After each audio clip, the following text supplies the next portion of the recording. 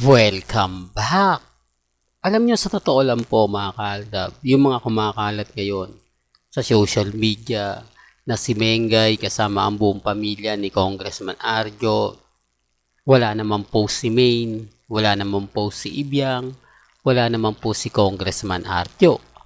Doon pa lang mapapaisip na po kayo, di po ba? Bakit hindi po kasi mag-post si Mengay sa kanyang sariling social media account?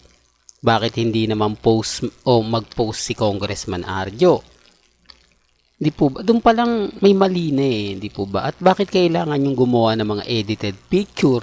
Halatang halata na naman po na kumbaga tumaba si Mengay, nagkaroon ng muscle. Ang dami mga posts na kung titignan naman po ninyo, parang may mali. At hindi lang parang, talagang mali. Di po ba? Kaya nga po mga kaaldab, marami pa rin naniniwala sa atin.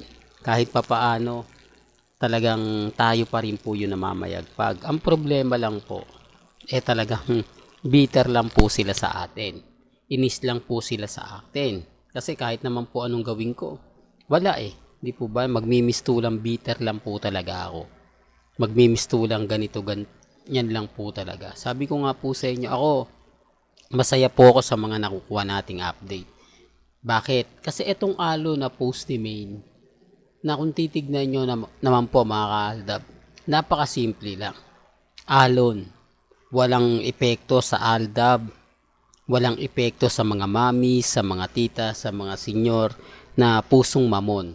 Di po ba? Bagkus, magiging masaya pa po sila O bakit? Bakit magiging masaya sila, Mr. Destiny?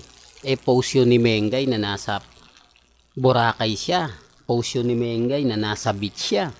Papaanong pabor sa aldab? Ito yung pumapasok na since 2015 hanggang 2019. Alam po ito. Ito po'y alon. Babalik at babalik.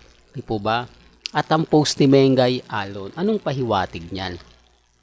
Kasi sa Armin, wala yan Pero sa Aldab Nation, alam po nila yan. At bakit yan po yung paboritong i-post ni Mengay? Hindi yung naghaharutan sila, nagbabatuhan sila ng bola sa beach.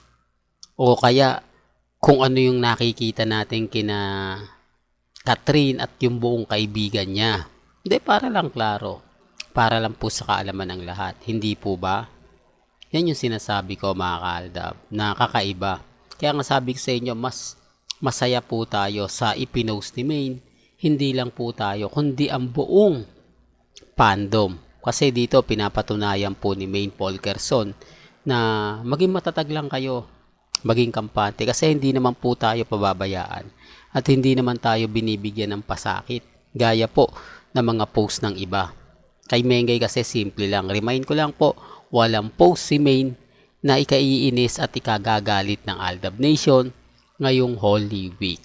At tapos na nga po ang Holy Week, talagang ibinigay ni Mengay para po sa fandom.